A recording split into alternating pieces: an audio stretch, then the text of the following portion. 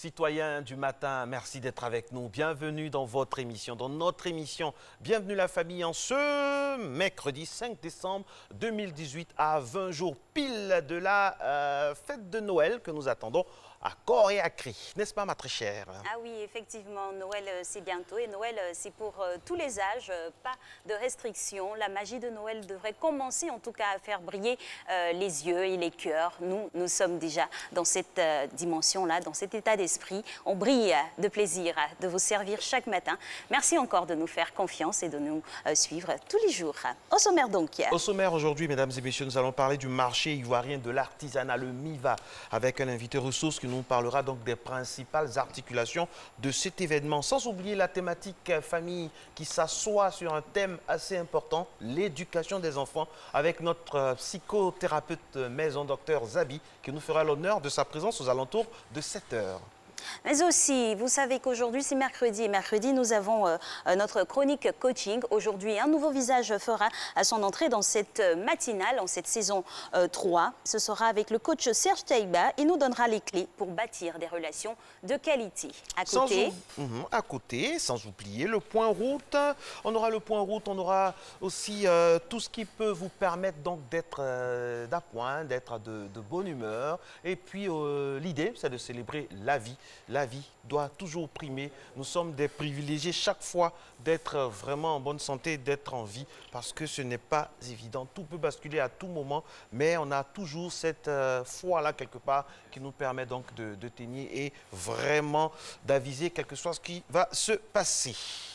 Ah oui, effectivement. Et toujours, on parle de notre programme. On aura aussi notre rubrique diététique, le petit-déj. Ça fait partie de la vie. Voilà, bien se nourrir, avoir une hygiène de vie de qualité pour pouvoir vivre aussi longtemps que possible. Sinon, aujourd'hui, on fête les...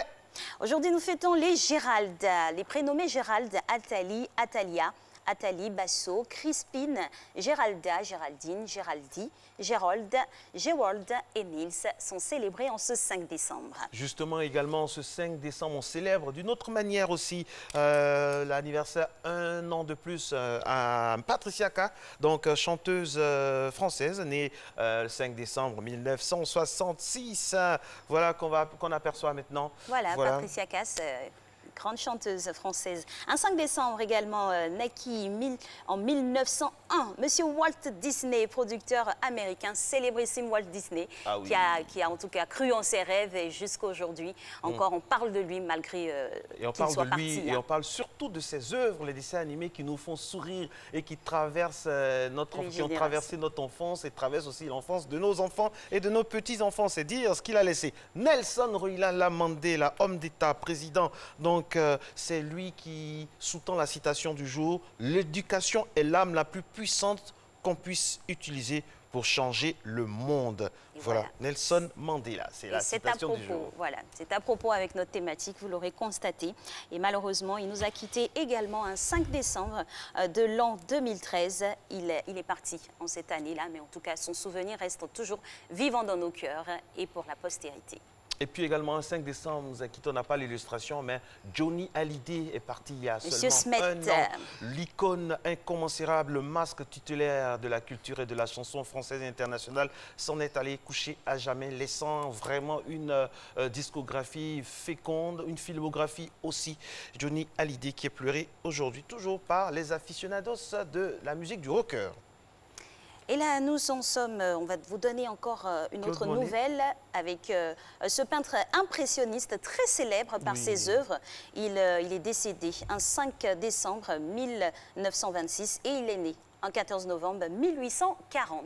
Décidément, hein, c'est la célébration de personnalités de la culture. Alexandre Dumas, Monsieur Alexandre Dumas, écrivain français, donc qui est né en juillet 1802, décédé donc le 5 décembre 1870. Wolfgang Amadeus Mozart, compositeur autrichien, il est décédé un 5 décembre 1791, il est né un 27 janvier 1756. On se souvient encore de ces grandes symphonies, ces grandes compositions qui permettent aujourd'hui à ces nouvelles générations qui adorent, on va dire, la musique, de pouvoir s'exercer et s'exprimer. très apprécié donc par l'ancien président, le premier président Félix Houphouët-Boigny, qui aimait beaucoup les mélodies de Mozart, qui est vraiment l'enfant prodige, le prince. Il a vraiment apposé de son empreinte incommensurable toutes ses compositions. Il est 6 heures, ah oui, 7 heures déjà, on a déjà fini à 7 heures. 6 heures, oui, il est là avec son sourire et avec surtout son sens inné de l'info. Régis Kofi ouvre les vannes de l'info, c'est le premier flash de Matin Bonheur. Merci d'être avec nous.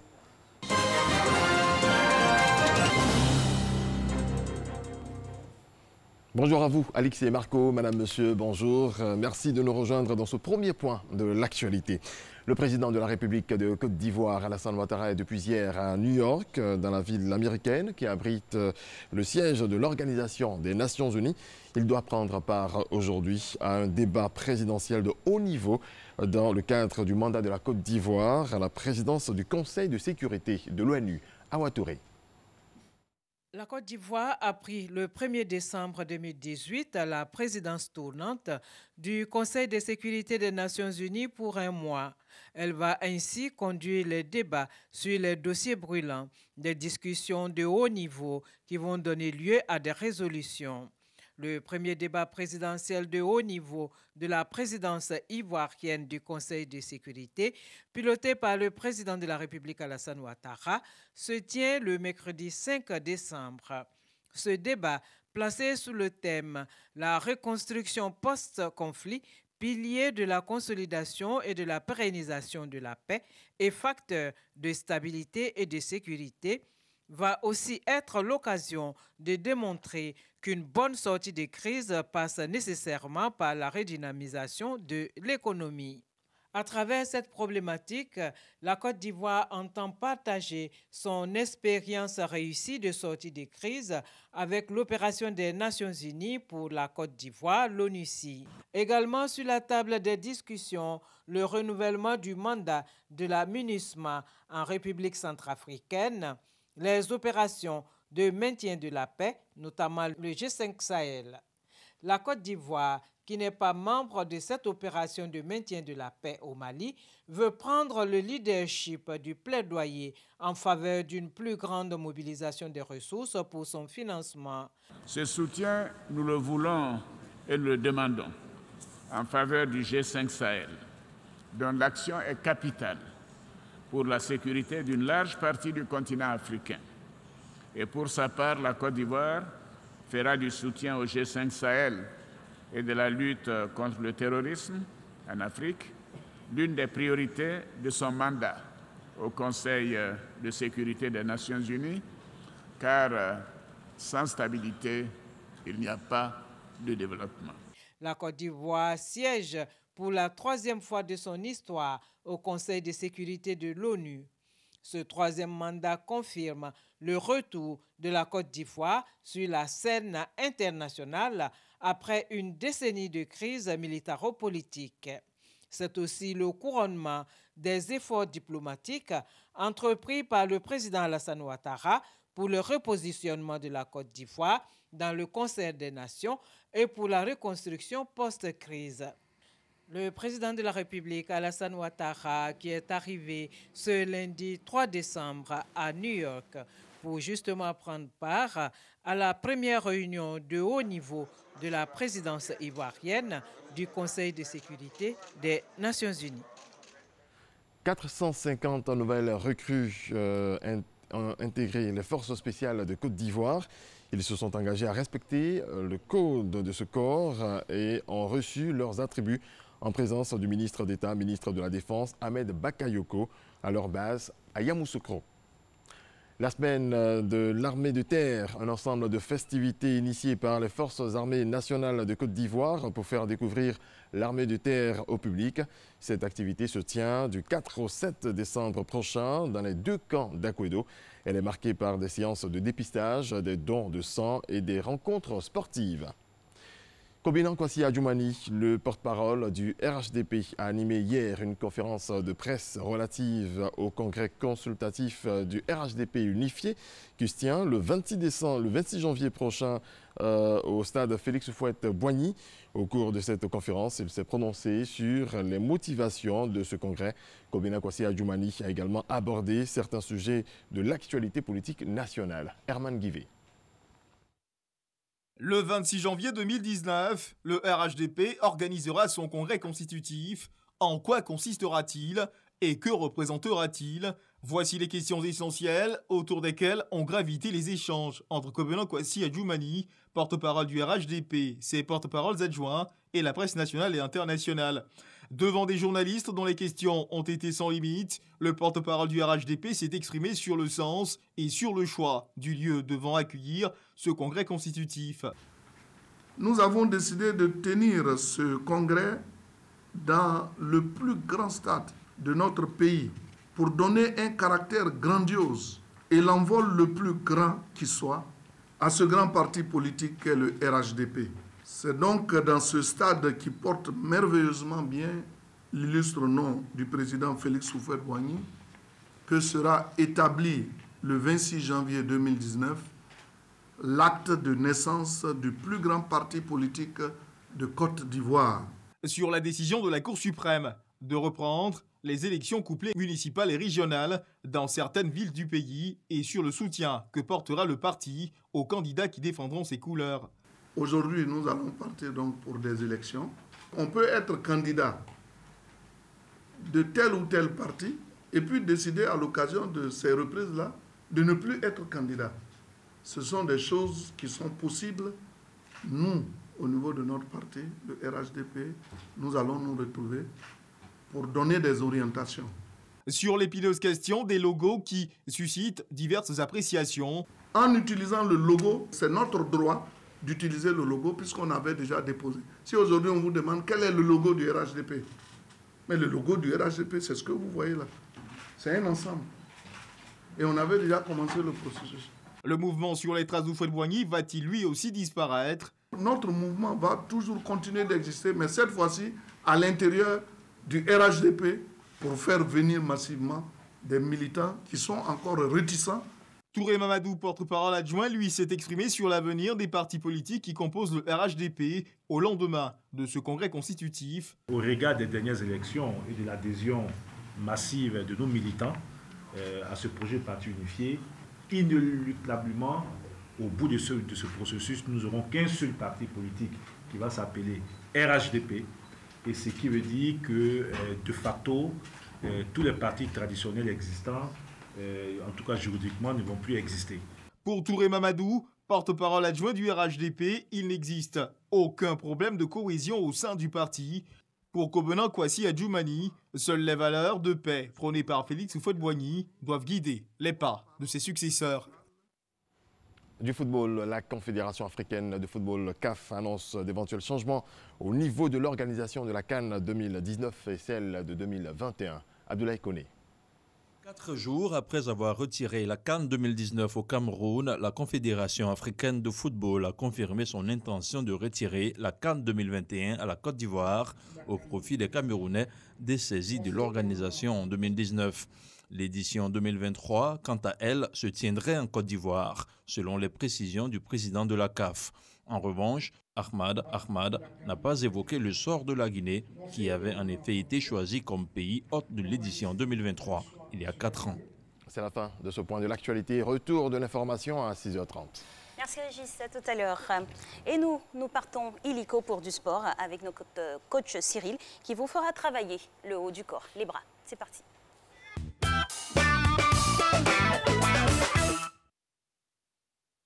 Bonjour chez vous, une belle journée s'annonce.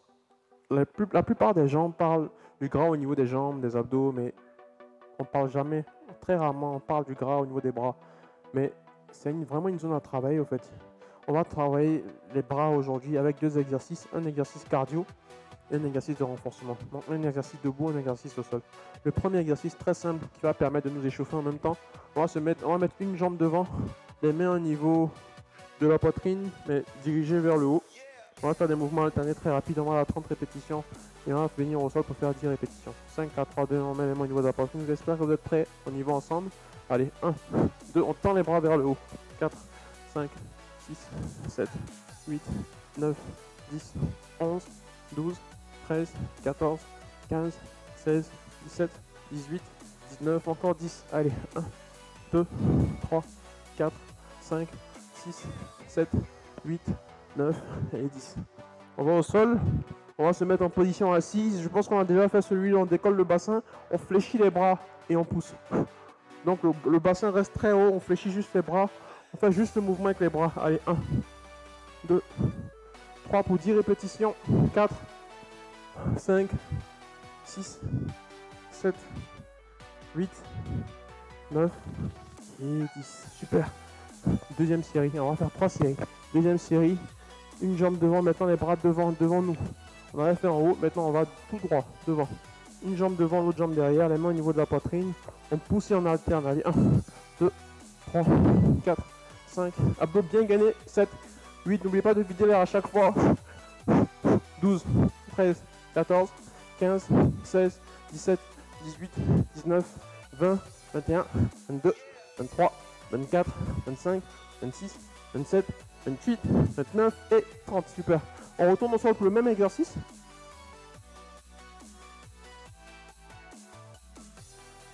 On fléchit les bras et on pousse. 1. On fléchit et on pousse. 2. Toujours contrôler le mouvement du bassin. Il ne faut pas que le bassin descende en même temps que les bras. 5. Les bras en premier. 6. 7. Pour pouvoir sentir les triceps. 8. 9. 10. Ok, parfait. Dernière répétition de 10 exercices. Maintenant, on va courir sur place, tendre les bras et alterner. Allez, 5, 4, 3, 2, 1. Bras opposés, jambes opposées. D'accord? Allez.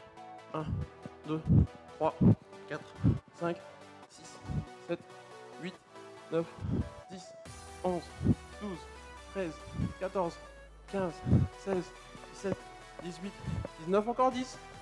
1, 2, 3, 4, allez chercher 5, 6, 7, 8, 9 et 10. Un petit rajout, un petit rajout. Allez, on pousse vers le haut maintenant. Toujours 30 répétitions, rapide. 1, 2, 3, 4, 5, 6, 7, 8, 9, 10, 11, 12, 13, 14, 15, 16, 17, 18, 19, 20, encore 10. 1, 2, 3, 4, 5, 6, forcez vos bras à travailler. 8, 9 et 10, parfait. Le dernier exercice. Allez, courage, on finit en beauté. Allez, on monte le bassin, on fléchit les bras et on pousse. 1.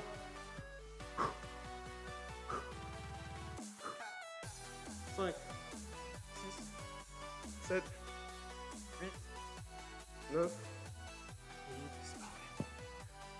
On repart un peu. Belle séance. Toujours un plaisir de travailler avec vous. C'était coach Cyril Nyamke. Restez actifs, c'est très important. Alimentez-vous correctement. Prenez soin de vous. Et je vous souhaite une très très belle journée. Coucou Marco et Alix. Au revoir. Coucou le coach. Coucou. Ben oui. À demain. Merci beaucoup. Il est 6h13, mesdames et messieurs. On va se faire un petit point route, tout du moins peut-être aller parler de la science de l'hygiène alimentaire.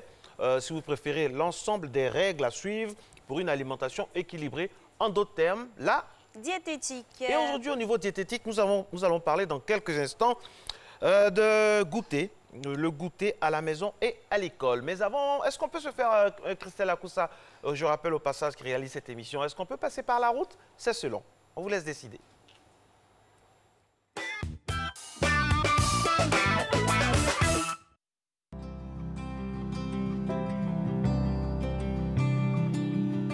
L'importance du goûter pour les enfants. Les médecins le répètent à longueur de journée. Pour être en bonne santé, il faut manger équilibré.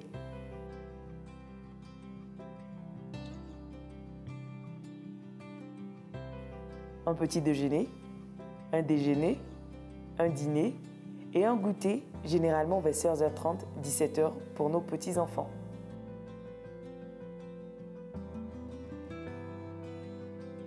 comment leur préparer un goûter sain et savoureux? Voici quelques conseils.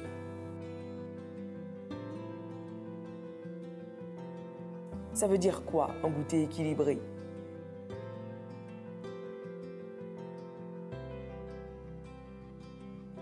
Une pause douceur est essentielle pour l'équilibre alimentaire de l'enfant car elle comble les besoins nutritionnels de ce petit corps en pleine croissance, évite les coups de fatigue en fin d'après-midi et limite les grignotages que l'on sait très mauvais pour la santé.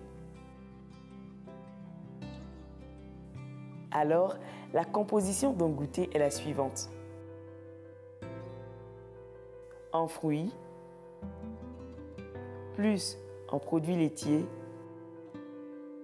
plus en produits céréaliers. Le goûter africain est composé d'un plat d'aloko ou de beignets auquel il faut essayer d'associer un fruit.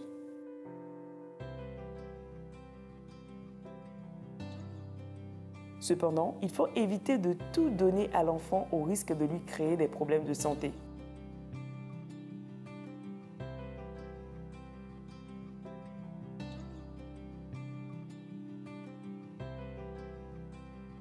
S'il adore les biscuits fourrés au chocolat du supermarché, on ne va pas l'en priver. Seulement, pas question d'en manger tous les jours. Une fois par semaine, de manière exceptionnelle, c'est suffisant.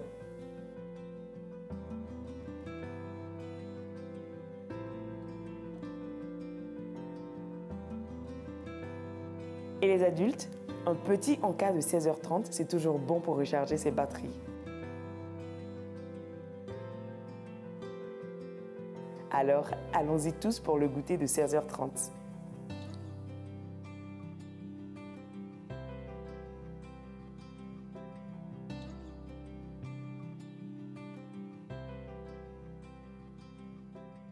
Grande discussion sur le goûter. Voilà un qui a commencé, c'est pas encore l'heure du goûter. Hein? Non, mais ça, c'est un encas. D'accord. Un encas.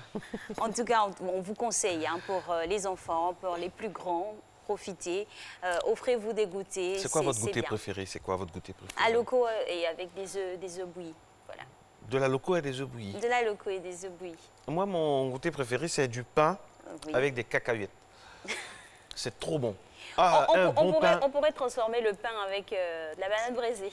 Oui, non, le bon pain, c'est-à-dire à 16h à l'époque, vraiment, c'est le goûter que ma grand-mère nous donnait. C'est magnifique. Du bon pain avec des cacahuètes, avec une grande bouteille d'eau. On crée la pâte d'arachide aussi. Oui, il ne reste plus que les condiments pour faire la sauce. Et puis c'est tout.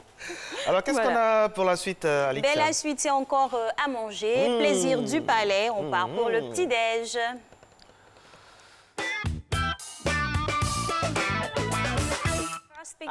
Amis du matin, vous avez le droit de nous envoyer des photos de principaux petits déjeuners. C'est vrai que ça va nous faire mal parce qu'on est sur le plateau, mais ça fait partie donc des fondamentaux de l'émission. Première photo, regardez ce que ça nous donne. Ouh, des éclairs. Au chocolat. Le plein d'énergie déjà le matin, ça fait du bien. Ben ouais. Bien manger, ça fait avec du un bien. jus de fruits ou du lait, ce serait bien aussi. Hein. Un bon lait chaud, chocolat chaud. Picture number 2, please. Photo numéro 2, s'il vous plaît. Garba national. Du poisson thon, frit avec l'huile de deux décennies. L'huile de moteur. L'huile de 2 décennies. L'huile de moteur. Du piment frais découpé sur de marché d'Adjamé. Abodjama de préférence. Et puis de la Bodjama d'Anono. Ouais. Voilà, on a ça, on a le garba, le bon garba made in Côte d'Ivoire, qui est assaisonné au inclassable. sel. Hein. Évitez, il doit être gardé, il doit être enregistré au patrimoine culinaire, immatériel de l'humanité. Dernière photo, Christelle Akoussa. On a une saucisse, du bacon, du chili peut-être à côté. Des lentilles, c'est quoi, des haricots? Des champignons et ça, puis... ça, c'est le genre de petit déjeuner de Christelle Akoussa. 2 œufs au plat. Ça, c'est le style Christelle Akoussa, ça. Complet. Maintenant, le garba, ça, c'est le style Soro Félicité. Chacun son style, enfin, du moins, chacune son style. En tout cas, on adore, voilà.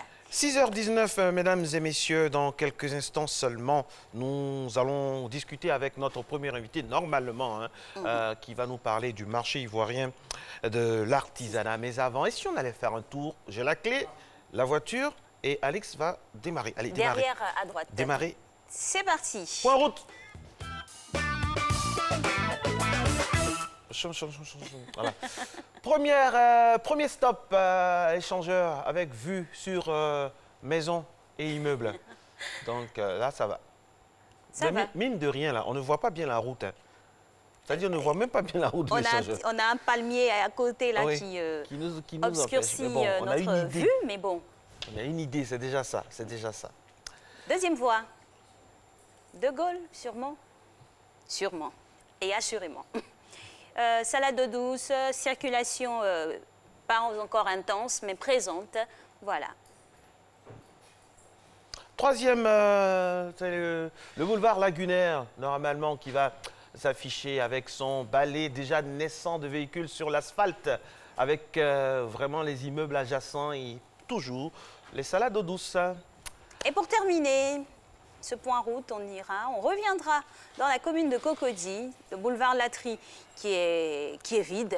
C'est étonnant, regardez, le boulevard Latry qui est vide. On peut même faire un pique-nique, hein? Ah oui. Ok. Ah, il y en a un véhicule qui s'avance, mais bon trajet à vous, monsieur. En tout cas, 6 heures passées de 21 minutes, mesdames et messieurs, en ce 5 décembre. En ce 5 décembre 2018, nous allons maintenant aller avec celui que vous avez toujours sur Fréquence 2 avec sa belle voix. On bénéficie également de son expertise ici dans le cadre de la revue de presse. Il s'agit de monsieur Ange Patrick Eolier.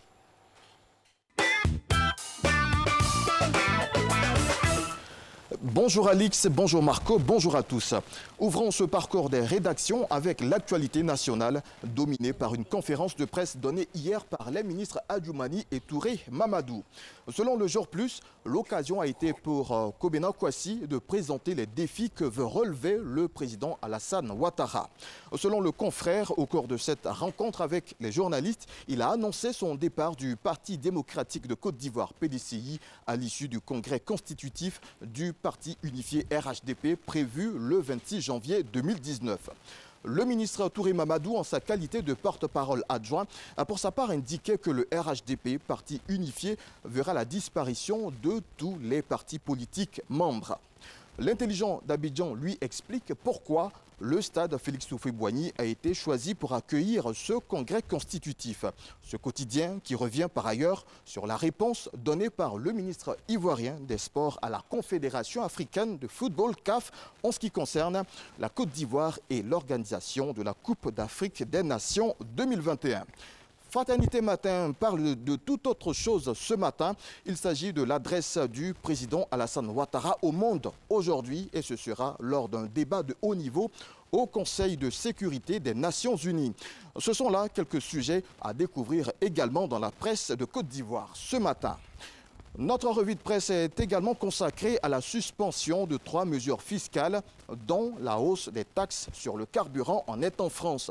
Le président Macron s'incline devant les Gilets jaunes, titre Le Courrier international, qui ajoute que cette concession faite dans l'urgence ne semble pas apaiser la contestation, avec une image d'illustration qui montre le président Macron tout petit devant un colosse gilet jaune en colère. À l'issue d'un reportage auprès de manifestants, Sylvia Zappi du journal Le Monde écrit en substance qu'il faut bien plus encore. Une augmentation du pouvoir d'achat, rapporte-t-elle, une hausse des salaires, des retraites et des indemnités chômage. Et l'auteur de conclure, la seule perspective qui les anime, c'est la démission de Emmanuel Macron. Ils n'y croient guère, mais cela les soude. Quoi qu'il en soit, ils seront encore là samedi prochain. Refermons cette revue de presse par un coiffeur barbier pakistanais hors du commun. Mohammad Awaïs, 26 ans, exerce depuis 10 ans. Grâce à Internet, ses vidéos font le tour du monde. Et il est connu dans son pays pour son incroyable technique de coupe de cheveux. Tenez-vous bien, il utilise 27 paires de ciseaux en même temps pour faire une coiffure d'âme. Et en une demi-heure, eh bien, l'affaire serait réglée, paraît-il. Je sais à quoi vous pensez en ce moment, Alix, mais rassurez-vous, je vous communique ces contacts juste après l'émission. Voilà, c'était notre clin d'œil aux différentes rédactions d'ici et d'ailleurs. Merci de l'avoir suivi et à demain. À demain, merci. Et surtout que j'ai envie de changer de coupe. Pourquoi pas? Je vais passer sous les ciseaux de monsieur. Vous validez, non? Bien, voilà, avec vous validez. Non, non, moi j'aime cette coupe-là. Est-ce qu'il y a une assurance avec ces nombreux ciseaux là? On ne sait jamais. Ben ouais. On sait jamais. Allez, merci à vous d'être en notre compagnie, quelle que soit la coiffure. Hein, regardez Matin Bonheur, nous on est preneurs. On est très heureux également d'être en votre compagnie depuis 5h55 ce matin et surtout de recevoir notre coach en développement personnel. Il s'appelle Serge Taïgba. Déjà sur la toile, il se fait son petit bonhomme de chemin avec beaucoup d'efficacité. On a la chance de le recevoir aujourd'hui pour nous parler de... Des clés pour établir, bâtir des relations de qualité. Si l'on a un jingle, on y va et auquel cas, directement. On y va donc. Bonjour à vous et bienvenue. Bonjour Alix, bonjour Marcelin. Alors, nous parlons des clés pour bâtir des relations de qualité. Le préalable, comment tisse-t-on d'abord des relations avant que la connotation qualité intervienne? Alors, une relation, c'est quand il y a la rencontre entre au moins deux personnes. Donc, quand deux personnes se rencontrent, automatiquement, c'est une relation. Après, cette relation peut avoir plusieurs natures. Ça peut être une relation amoureuse, ça peut être une relation professionnelle, ça peut être une relation amicale ou sociale. Donc, voilà. Après, la nature de la relation va dépendre du contexte et des personnes qui sont concernées. Voilà. Comment se matérialise concrètement une relation? Alors, ça se matérialise quand il y a contact entre deux personnes au moins. Donc, quand ce contact est là, après, c'est aux concernés de pouvoir définir clairement les enjeux de la relation. Qu'est-ce qu'on veut faire ensemble? Est-ce qu'on se met ensemble parce qu'on veut juste partager de belles idées? Est-ce qu'on se met ensemble parce qu'on veut pouvoir s'aimer et vivre une vie amoureuse et peut-être une vie familiale ensemble? Est-ce qu'on se met ensemble parce qu'on veut bâtir une affaire, on veut monter une entreprise? Donc, c'est à chacun maintenant de définir les enjeux de la relation. D'accord. Alors, nous aussi, on va définir pour chaque relation, qu'est-ce qu'il devrait comporter? Alors, pour chaque relation, qu'est-ce qu'il devrait comporter? Bon, déjà, il faut rappeler que le sujet, c'est les clés pour bâtir des relations de qualité. Je veux insister sur la notion de qualité parce que toutes les relations ne sont pas de qualité. Okay. Et quand une relation n'est pas de qualité, ça se sent justement par le résultat que ça produit chez les concernés. On n'est pas heureux, on n'est pas épanoui. Et donc, que ce soit en affaires, que ce soit en amour, si la relation n'a pas un certain niveau de qualité, on ne sera pas heureux dans la relation. Et ce qu'il faut déjà, c'est de comprendre un élément très important. La plupart des gens ont tendance à croire qu'ils vont bâtir des relations de qualité parce qu'ils vont rencontrer des personnes de qualité. Ce n'est pas vrai. On ne bâtit pas des relations de qualité parce qu'on rencontre des personnes de qualité. On bâtit des relations de qualité quand on devient soi-même une personne de qualité. Très bien. On va faire une pause et puis se retrouver tout de suite après les démembrements météo et JT. C'est très intéressant. Désolé, nous avons des impératifs inhérents bien sûr à cette émission. Et on se retrouve tout juste après le flash avec Serge Taïgba. Je rappelle qu'on parle toujours de bâtir une relation solide. Et qu'est-ce qu'il y a réellement dedans? Tout à l'heure, la suite avec lui.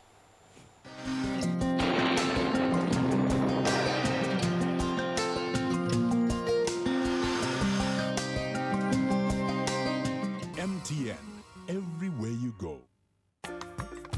Mesdames et messieurs, bonjour. La matinée pourrait débuter par un temps de brume humide ou de brouillard localisé sur les régions du littoral et les régions forestières. Le temps y sera progressivement ensoleillé et sur la bande centrale, on aura un temps faiblement nuageux. Quant à la région du nord, on aura un temps marqué par les vents secs et poussiéreux. Les températures prévues pour la matinée, nous aurons 26 degrés à Abidjan, 26 à Adiaké, Bondoukou 25 degrés, Boaké 25 degrés, Daloa 24 degrés, Dimbokro 25 degrés, Gagnoa 24 degrés, Korogo marquera 21 degrés, il fera 19 degrés sur la ville de Mans, Odiéné 20 degrés, les villes de San Pedro, Sassandra et Tabou marqueront respectivement 25 degrés et à Yamoussoukro il fera 23 degrés. L'après-midi sera ensoleillé sur la majeure partie du pays. Dans les régions du nord et de la bande centrale, le temps sera brumeux, sec et poussiéreux. Et sur les régions plus au sud, quelques denses nuages pourraient se former et donner localement de faibles pluies, notamment sur les régions forestières.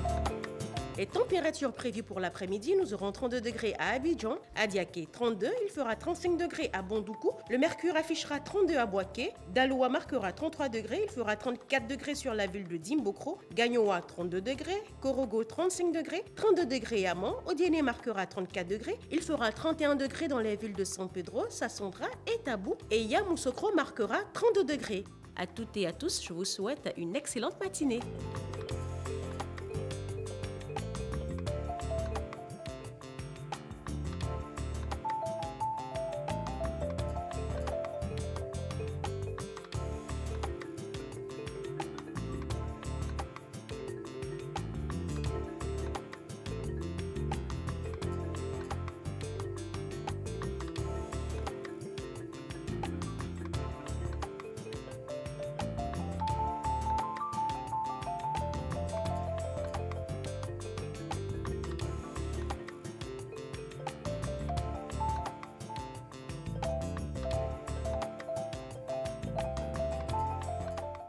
MTN, everywhere you go.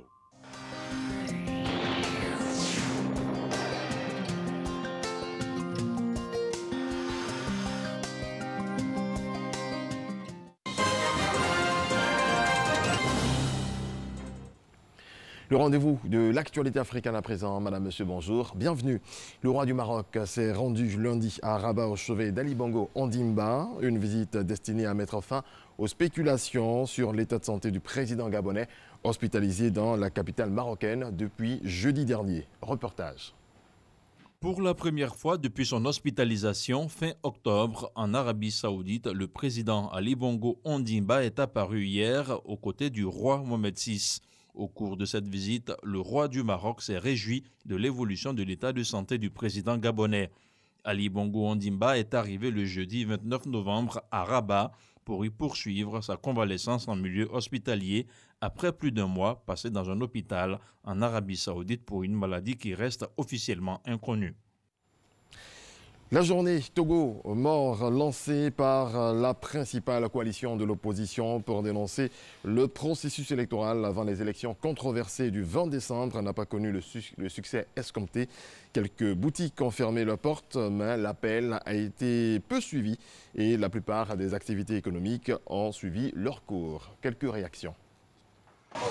Mais le truc de politique là, ils sont en train de nous tuer. Chaque fois Togo mort, mais on ne trouve pas de solution. Togo mort, et nous pépé miawe. Pour politiciens, on me laisse voir non gomo. Mio mi munya homo. Mia be violé à homo, on me le odore peko. Mia nya gawe la to gwela ola du. Gwe mia be vio mama vio timia di. Mi laisse ne gomo.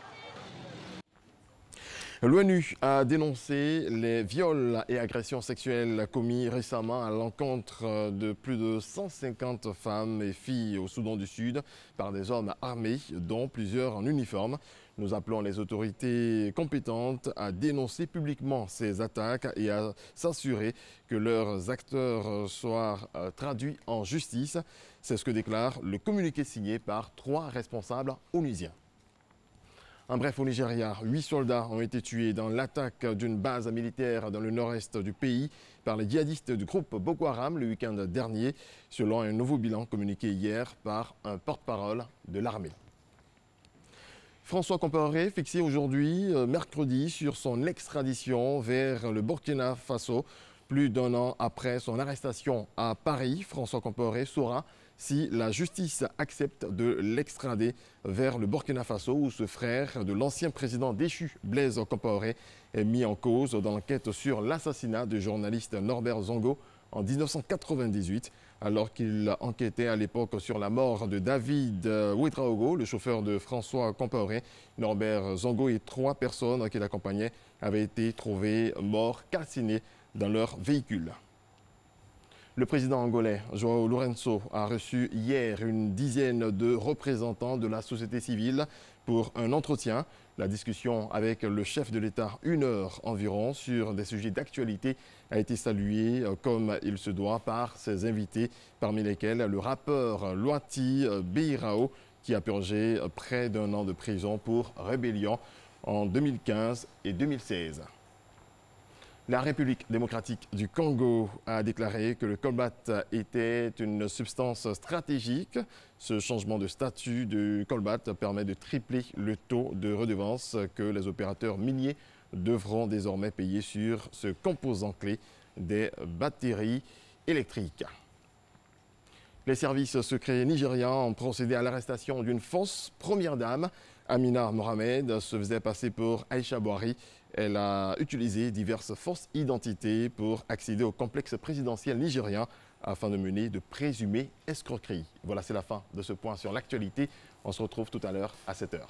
Merci Régis. Merci Régis. Comme quoi, il faut faire attention à ces relations pour les avoir de qualité. Alors, nous, on poursuit avec notre coach Serge Taïba sur comment bâtir une relation de qualité. Tout à fait. Et nous parlons. Voilà, donc je disais qu'il était important de comprendre qu'on ne va pas avoir des relations de qualité parce qu'on va rencontrer des personnes de qualité, mais parce qu'on deviendra d'abord soi-même une personne de qualité. Et devenir une personne de qualité, c'est devenir en fait ce qu'on veut voir dans nos relations. Ça, c'est très important. La plupart des gens recherchent la paix, mais ils n'ont pas la paix en eux. La plupart des gens, ils veulent du respect dans leurs relations, mais ils ne se respectent pas eux-mêmes. La plupart des gens veulent qu'on les aime dans leurs relations, mais ils ne s'aiment pas eux-mêmes. Donc, devenir une personne de qualité, c'est commencer déjà à développer ces qualités-là personnellement. Et quand on les a, naturellement, c'est ce qui va pouvoir influencer nos relations. J'ai l'habitude de dire que soit votre relation devient ce que vous êtes, soit vous devenez ce que votre relation est. Donc, votre relation, si elle est conflictuelle, si vous n'avez pas suffisamment de coffre à l'intérieur de vous, vous allez devenir un homme à conflit, parce que vous allez créer un conflit intérieur. Si votre relation est paisible, ça peut jouer sur vous. Et dans l'autre sens aussi, si vous pouvez avoir une relation conflictuelle parce que vous avez beaucoup de paix en vous, parce que vous êtes suffisamment stable émotionnellement, vous influencez la relation, vous influencez la personne qui est en face de vous. Donc voilà pourquoi je précise, j'insiste sur le fait de devenir une personne de qualité afin de vouloir bâtir des relations de qualité. Alors quels sont les prérequis pour entrer avec beaucoup de sécurité dans une relation? Quelles sont les armes en griffe, les armes positives à avoir pour vraiment s'en tirer à bon compte, si on peut s'exprimer ainsi? Alors, pour moi, pour pouvoir s'en sortir, j'ai parlé tout à l'heure de devenir une personne de qualité, mais ça s'exprime par une forme de compétence, je veux dire une forme d'intelligence qu'on appelle l'intelligence relationnelle. Vous savez, l'intelligence a été définie comme notre capacité à pouvoir nous adapter à chaque situation. Et donc, quand on parle d'intelligence relationnelle, on parle de notre capacité à pouvoir nous adapter à toutes les relations. Et vous savez, c'est vrai que dans chaque relation, il y a toujours un départ. Et donc, au départ, on fait l'effort de connaître la personne, on fait l'effort de définir quand même les enjeux et même les règles de la relation. Mais tout n'est pas toujours dit au départ. Et donc, à l'avenir, on peut avoir des surprises. On découvre de vrais visages. On découvre des choses. Et ça, ce n'est pas le challenge, parce que la plupart des gens pensent que c'est parce que les gens changent. Mais justement, les gens vont changer. Aucun homme n'est appelé à rester stable. L'homme qui est aussi attentionné envers vous aujourd'hui, il ne sera pas forcément quand il aura des pressions financières. Votre mari qui est venu vers vous avec toutes les attentions qu'il faut, mais quand il va être confronté à payer des factures plus élevées, il va être confronté à s'occuper d'une femme, à avoir des enfants, qu'il l'amène à l'école, il ne sera pas forcément dans le même état émotionnel.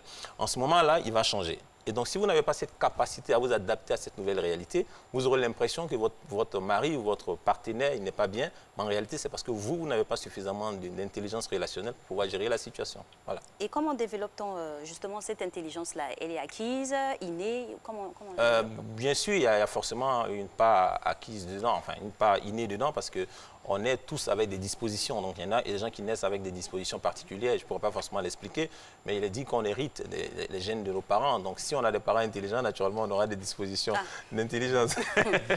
Et donc, oui, ce sont des choses qui peuvent jouer, mais en réalité, ce n'est pas suffisant. Donc, tout ce qu'on va hériter, le patrimoine génétique ne va pas nous servir pour pouvoir faire face à tous les défis de relations qu'on va avoir. Donc, il faut développer des compétences. Voilà pourquoi on parle de développement personnel. Donc, on développe qui on est, on développe notre vision des choses, on développe notre, on va dire notre maturité émotionnelle, on développe tout en nous. Et là, en ce moment, justement, on commence à être à la hauteur. Quels sont les signes? Quels sont les signes principaux qui déclinent, qui déclenchent le fait qu'on soit sur la bonne voie? Quels sont les signes? Alors, là, j'ai une certaine intelligence relationnelle. Je pense, dans ce que vous dites, qu'il y a beaucoup d'anticipation à avoir aussi. Il faut anticiper beaucoup. Absolument. C'est-à-dire qu'il ne faut pas rester dans le rêve. Observer son lieu. Tout à l'heure, j'ai parlé de changement. Le visage béat, on est toujours là. Non, il faut se dire qu'à un moment, et c'est très important, à un moment, ça peut changer. Absolument. Ça peut changer. À un moment, les données ne seront plus les mêmes. On peut être à distance, on peut être sur le même... Voilà. On peut changer de métier un peu dans le chômage, tout ça. Absolument. Quelqu'un l'a dit, il a tellement bien dit, il a dit la chose la plus constante dans le monde, c'est le changement. Donc le changement fait partie de nos réalités. Les choses vont toujours changer. Ça, il faut s'attendre à ça. Et donc, comme il a dit, comme Aslan dit tout à l'heure, si on n'a pas cet élan d'anticipation, on va être surpris à chaque fois et dépassé par les événements.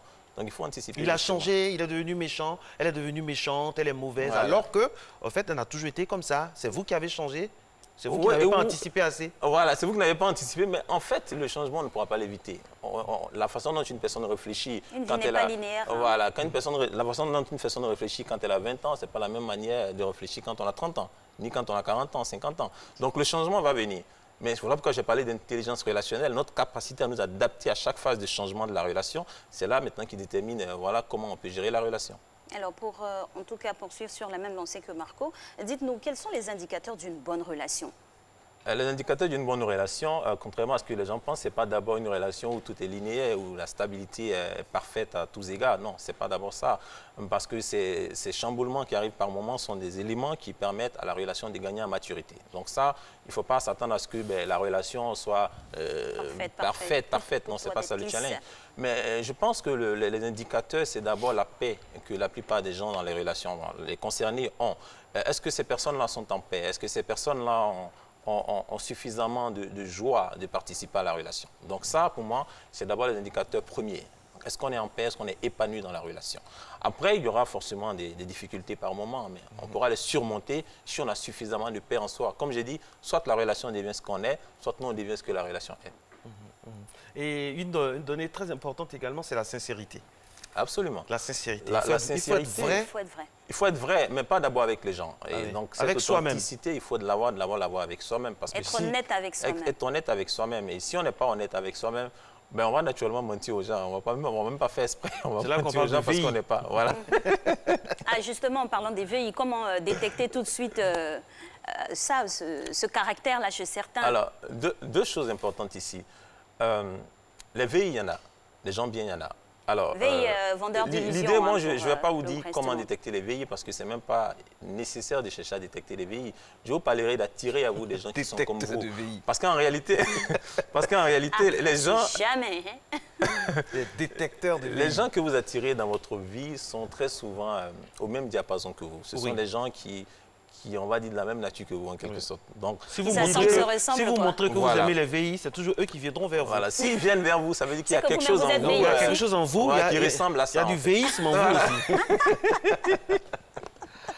Mais si vous êtes quelqu'un de vrai, quelqu'un de bien, que vous avez foncièrement un cœur bon, il y a toujours de bonnes personnes qui vont venir vers vous. Absolument. Et deuxième élément important, j'ai parlé de deux choses importantes ici. Deuxième élément important, c'est que bien sûr, vous allez attirer des gens qui sont comme vous, mais ils ne seront pas toujours parfaitement comme vous. Donc, il y aura des différences.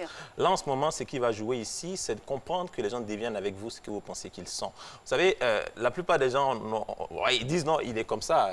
Non, il n'est pas gentil, il n'est pas patient, il est nerveux, il n'est pas honnête, il n'est pas ceci, il n'est pas cela. Et les gens s'amusent à aligner des qualificatifs par rapport aux gens à qui ils ont affaire. Ce qu'ils ne comprennent pas, quand vous dites quelque chose de quelqu'un, c'est bizarre, mais c'est ce qui arrive. Je ne sais pas si vous comprenez ce que je veux dire. Ça veut dire, vous êtes dans une relation avec votre femme, et votre femme peut-être, par des concours de circonstances, elle sort des comportements qui sont peut-être, on va dire, ponctuels ou circonstanciels. Et vous prenez ces comportements-là et vous lui attribuez ça en tant que nature. Vous dites c'est comme ça qu'elle est. Alors qu'en réalité, quand vous continuez à dire que c'est comme ça qu'elle est, elle va continuer à manifester ça. Comme l'alchimiste le dit, hein, quand vous voulez quelque chose, la terre entière conspire à ce que ça se réalise. Voilà, tout simplement. Donc ce qu'il faut faire, c'est simplement de se dire, les gens vont devenir ce que je pense d'eux. Donc si je veux que ma femme soit douce, même si elle manifeste des comportements qui sont contraires à la douceur, je commence à la voir comme une femme douce et je commence à dire d'elle, à la qualifier de femme douce. Si tu veux que mon mari soit quelqu'un d'attentionné, même si le monsieur il est tout le temps parti, il ne s'occupe pas de moi, au lieu de commencer à juger ce que je vois, parce que la réalité en réalité n'existe pas. La réalité n'existe pas, sinon ce n'est qu'une question de perception. C'est une vue de l'esprit. Donc c'est une vue de l'esprit. Donc au lieu de dire que non, mon mari il est comme ça et de le qualifier comme ça, qu'est-ce que je veux? Je veux qu'il soit attentionné, je veux qu'il soit doux, je veux qu'il soit à mes soins. Je commence à le voir comme ça et je commence à dire ça de lui. Là, en ce moment, ma façon de penser, ma façon de dire, ma façon de parler, l'influence, il devient justement comme je veux qu'il soit. Ça, c'est bien dit en théorie, mais dans la pratique de tous les jours, c'est compliqué des fois. Alors, je vois dans ce que vous dites qu'il y a beaucoup de patience à avoir, mais vraiment la patience avec un grand P. C'est la patience de l'anticipation, la patience de la réalité et la patience de s'accepter. C'est un exercice. J'ai envie de dire que la patience est l'une des qualités, et peut-être la qualité la plus importante dans la vie d'un homme, que ce soit dans une carrière ou même dans la gestion d'une relation, mais en même temps la denrée la plus rare. La patience est la chose qu'on trouve le moins chez les gens. Et si on n'a pas de patience, il y a des résultats qu'on ne peut pas avoir. Vous savez, la notion de temps est un élément très important dans tout processus de croissance. Un enfant qui est procréé, à partir d'un moment, il va sortir 9 mois après. Une graine que vous jetez dans la terre ne produit pas les fruits le même jour. Donc la patience est un élément essentiel. Quand on veut bâtir des relations, on parle de bâtir. Quand on bâtit, il y a des fondations à mettre, il y a des grosses œuvres, il y a plein de choses à faire, il y a tout un processus. Donc quand on veut bâtir une relation, il faut du temps. Et ce temps-là va demander qu'on soit patient pour voir certains résultats. Est-ce que ce n'est pas justement cette absence de patience-là qui gâche bon nombre de relations? Ah oui, je pense que c'est... De nos jours. Oui, Et la plupart des gens sèment des graines, c'est-à-dire, ils veulent, on le dit, aujourd'hui, les techniques existent. Les gens, il faut être attentionné, il faut être ceci, il faut être cela. Les gens l'appliquent plus ou moins. Mais pourquoi ils ne voient pas les résultats? Parce qu'ils n'ont pas le temps d'attendre. On vit dans une génération fast-food. Et donc, les gens veulent tout de suite. Et je pense que c'est nos réalités, nos évolutions technologiques qui nous ont influencés. Alors que l'univers n'a pas changé, l'univers est resté le même. On n'a pas dit parce que le monde a changé, nous les hommes, on a changé nos cultures, notre manière de fonctionner, que l'univers va changer. Il est resté le même, les principes restent les mêmes. Voilà, donc les choses qui prenaient 5 ans vont continuer à prendre 5 ans. Ce n'est pas parce que la technologie évolue que les femmes ne font plus 9 mois pour accoucher. Elles font toujours les 9 mois. Donc ça, on ne peut pas éviter ça. Voilà, donc il faut avoir de la patience pour avoir certains résultats. Alors, de manière pragmatique, dans différentes relations, j'ai une relation de travail professionnel avec Marco, je peux avoir une relation, j'ai une relation amoureuse, je suis mariée, j'ai une relation d'amitié. Comment cela devrait, on va dire, se développer, se décliner, fonctionner? Alors, j'ai une chose que je dis assez souvent, c'est que notre mission dans une relation, ce n'est pas d'abord pour recevoir, c'est pour donner. Alors, je pense que la plupart des gens n'ont pas cette culture. Et l'objectif dans une relation, c'est vraiment de donner. Quand je me mets en relation avec quelqu'un, ma question tout de suite, c'est comment je peux aider cette personne à évoluer? Comment je peux aider cette personne? Qu'est-ce que je peux apporter à la personne? Et c'est tout le contraire qu'on voit aujourd'hui. La plupart des gens entrent dans les relations pour recevoir quelque chose. Ils tissent des relations parce qu'ils se disent, bon, ce monsieur-là va me permettre d'avoir des opportunités, celui-là va me permettre de pouvoir me satisfaire à certains niveaux, celui-là va me permettre d'avoir de la valeur auprès des gens. Et on ne pense seulement qu'à recevoir. En général, vous savez que l'un des principes les plus anciens de notre monde, c'est que pour recevoir, il faut donner d'abord. Absolument. Donc les gens veulent recevoir, mais ils ne veulent pas donner. C'est une manière de violer les lois de la nature. Sans rien attendre en retour. Comme dit l'artiste, sans rien attendre en retour. Tout à fait. Alors, c'est ça le don de soi. Absolument. J'allais en venir. C'est une des clés fondamentales également de toute relation. Absolument. Parce qu'on assiste de plus en plus de nos jours à des relations tellement intéressées et des gens qui profitent tellement. Voilà, il faut le don de soi, il faut se donner. Oui, absolument. Il faut se donner. Tout le monde ne va pas comprendre ça, tout le monde n'a pas compris ça parce que tout le monde n'a pas été éduqué dans le même, on va dire, n'a pas été éduqué de la même manière. Donc il y a des gens qui ont grandi dans un environnement où on leur a fait voir les choses comme ça. Ouais. Il faut bâtir des relations. Ils reproduisent. Voilà, il faut penser qu'à soi. Voilà, il faut penser qu'à soi. Donc ça peut être culturel, éducationnel. Mais le plus important, c'est qu'il faut qu'il y ait des leaders. Pour réussir une relation, on n'a pas besoin de 2 leaders, on a besoin d'un seul leader. Donc s'il y a un leader dans la relation qui a compris les choses et que lui, il peut impulser le mouvement, il peut influencer l'autre. Comment on reconnaît le leader dans une relation? Alors, le leader dans une relation, il doit lui-même se reconnaître. Alors, il doit... Ne nous aidez pas. Ah, ben oui, il y a beaucoup de philosophie là-dedans. Alors, non, je veux dire, oui, on peut reconnaître un leader dans une relation. Le leader dans une relation, c'est celui-là qui a une plus grande capacité d'influence. Vous savez, quand il veut ou pas... Excusez-moi, ma réalisatrice me dit quelque chose de très intéressant. Oui. Le leader, c'est celui qui accepte tout, qui a un dos large et qui prend sur lui. Absolument. Ça, c'est vraiment des caractéristiques. Bravo, Christophe. Merci, Christophe Koussa. C'est justement ça. Mais le leader, c'est celui-là qui a cette capacité d'influence. Mais justement, pour pouvoir influencer les autres, il faut avoir du recul. Il faut vous mettre au-dessus de certaines futilités. Si vous n'avez pas cette capacité de vous mettre, de vous élever au-dessus de certaines choses, vous ne pourrez pas influencer les gens. Ça, c'est très important. Ah oui, s'élever. Voilà, s'élever au-dessus. Prendre du recul. Tout à fait. Et puis l'humilité aussi intervient là-dedans. Oui, ça demande de l'humilité forcément. Ne pas prendre tout au premier degré. Ouais. C'est-à-dire quelqu'un peut venir vous insulter dans la relation. Répondre du tac au tac. Mais vous vous calmez, vous regardez la personne et vous lui dites « je t'aime ». Voilà. C'est pas facile à faire, mais c'est possible. C'est possible. Oui, c'est le plus important. Facile, moi, je retiens le terme. On le fait toujours. Des tempéraments forts, des caractères forts, mais pour ça, ça ne veut pas dire forcément qu'ils ne sont pas des leaders, mais il faut avoir des aptitudes, développer cela. Absolument. Allez, Serge, je développe. Exercice concret, Serge. Nous, on aime ce qui est concret. Allons-y. On va prendre caractère par caractère. Oui. Quelqu'un qui est introverti, comment on fait avec lui? Alors, quelqu'un qui est introverti, naturellement, c'est un, on va dire, j'ai envie de dire, c'est une déformation, on va dire, peut-être éducationnelle, oui, culturelle. Des influences de son voilà, ce sont des influences, c'est des choses que les gens développent avec le temps. Mais déjà, le plus important ici, ce n'est pas de changer l'autre, parce qu'en réalité, on n'a pas ce pouvoir-là de changer les autres. On ne peut pas changer les autres. Ce qu'on peut faire, c'est d'aider les autres. Et en ce moment, nous qui ne sommes pas introvertis, qui avons nos qualités, on les manifeste, espérant que ça aide. Parce que l'introversion aussi, ce n'est pas quelque chose de négatif, à tout point de vue. Il y a du positif dedans. Donc, on laisse la personne telle qu'elle est. Maintenant, si ce caractère-là ne sert pas à la personne dans sa carrière, dans ce qu'elle fait au quotidien ou dans ses relations, il va s'en dire que, bien sûr, c'est quelque chose qu'elle va devoir penser à changer. Et en ce moment-là, nous, on va donner l'exemple à la personne. Et quand la personne, à un moment donné, va rencontrer beaucoup de difficultés, viendra voir nous pour dire « Ah, ben c'est compliqué, qu'est-ce que je peux faire ?» Et là, en ce moment, on sera prêt maintenant à donner soit des conseils, soit à lui dire ben, « Écoute, voici comment moi je fonctionne », lui partager notre expérience pour amener la personne aussi à voir les choses différemment. Et à contrario, quelqu'un qui est vraiment débonnaire, qui met une ambiance partout, peut-être que ça peut ne pas plaire à certains, celui-là, il aime toujours se faire voir et tout. Comment ça se passe avec cette personne?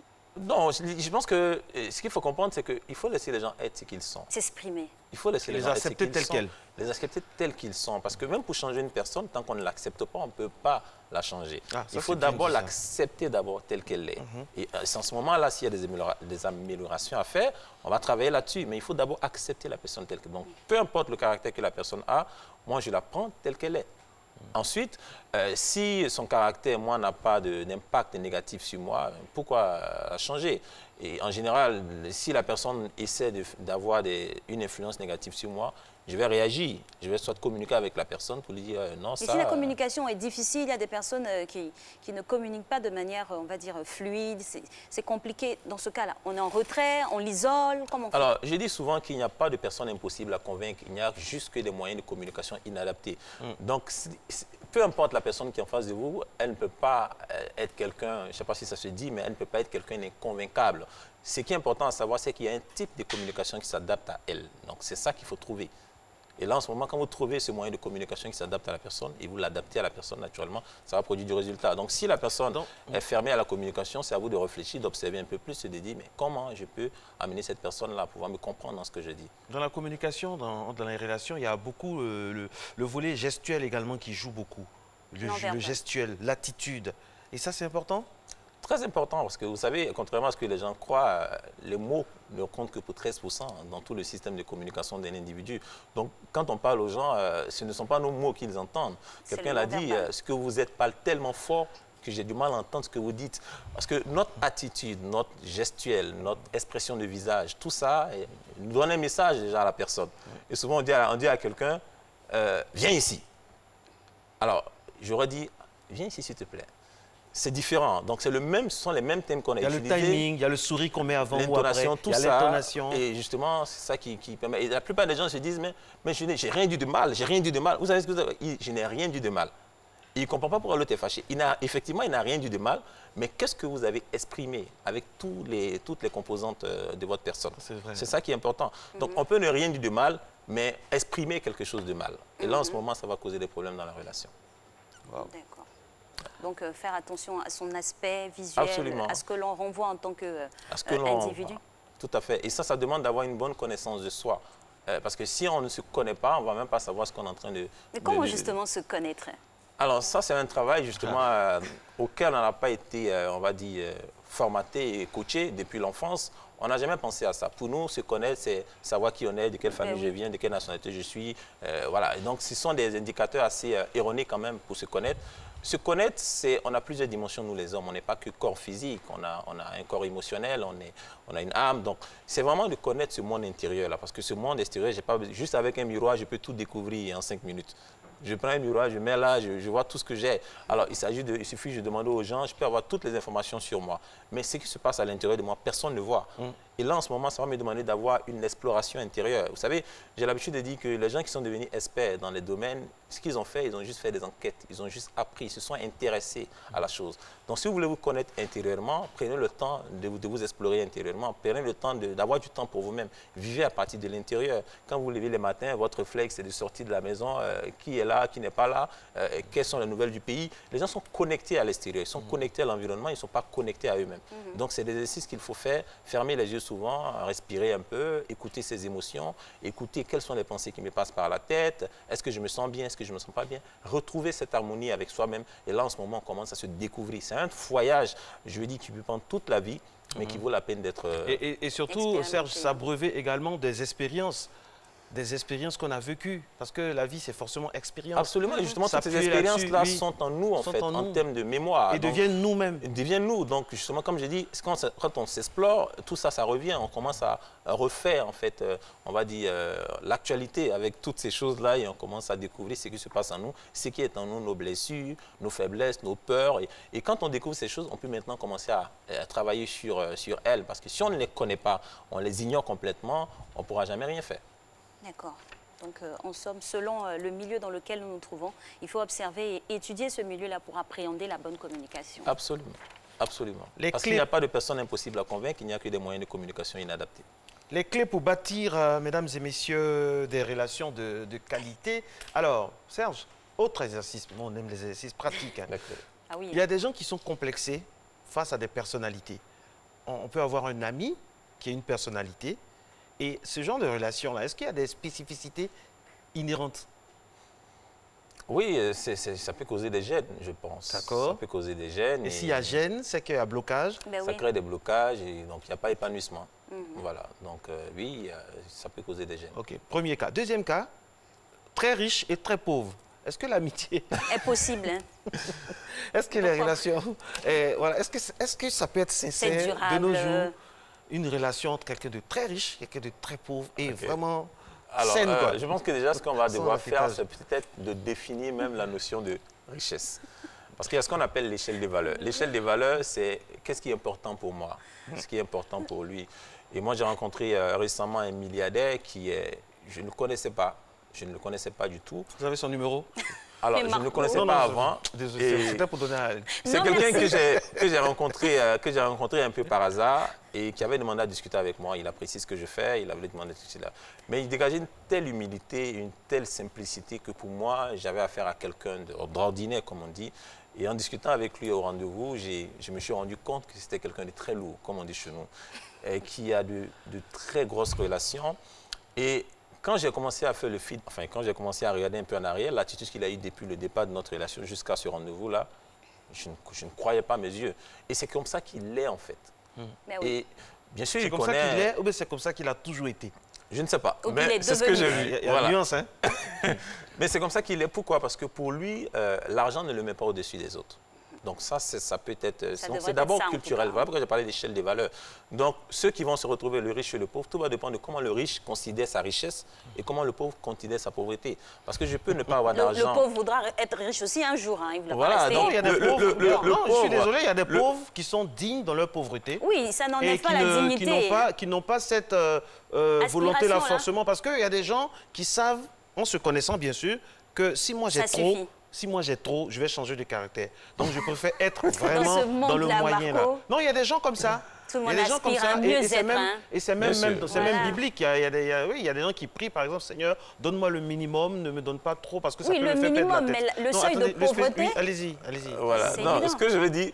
En ce qui me concerne, je comprends, j'utilise le terme pauvreté pour expliquer des choses dans le contexte. Je parle dans le cadre du coaching, pas dans le cadre humain. Oui, mais pour moi, il n'y a pas de personne pauvre en réalité. D'accord. Parce que la pauvreté, ce n'est pas d'abord parce que je n'ai pas d'argent, ce n'est pas d'abord parce que je n'ai pas de biens matériels. La pauvreté, c'est quand je n'ai pas encore pris conscience de mon potentiel. Parce que la richesse, c'est celle du cœur. C'est celle du cœur, c'est cette pauvreté spirituelle-là. Celui qui en a, mais qui ne sait pas qu'il en a. Vous voyez, donc on a tous un potentiel qu'on peut exploiter, qu'on peut mettre en avant pour produire de la richesse. Et quand on ne considère pas ça et qu'on regarde sa condition sociale, on aura l'impression qu'on est pauvre. C'est là qu'on sera complexé quand on va rencontrer quelqu'un de riche.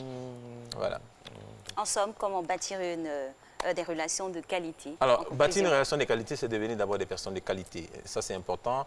Être une personne de qualité, ça va nous permettre de développer ce qu'on appelle l'intelligence relationnelle. L'intelligence relationnelle, c'est notre capacité à pouvoir nous adapter à chaque relation.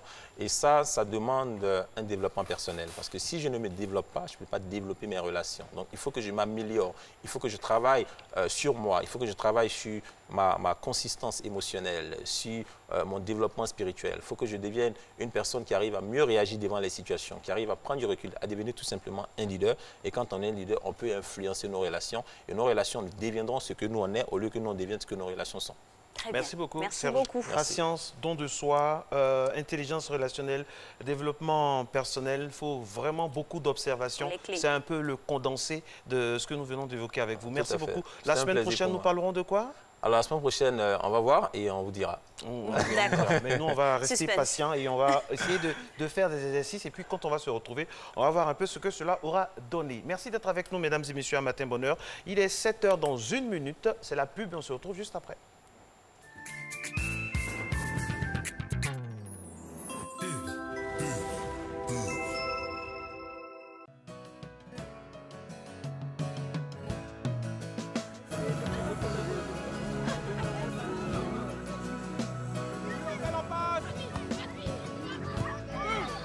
Chaque jour, ce sont quelques milliers de kilomètres parcourus pour vous apporter une eau pure et légère, indispensable à une bonne santé. Vous livrer une part de bien-être est ma meilleure récompense d'une journée de travail ardu. Céleste, pure et légère.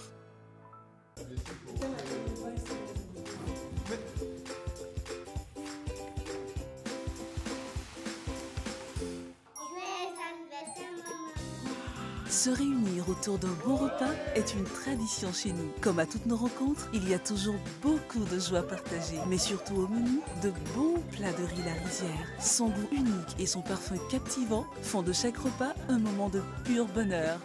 La Rizière, la source du bon riz.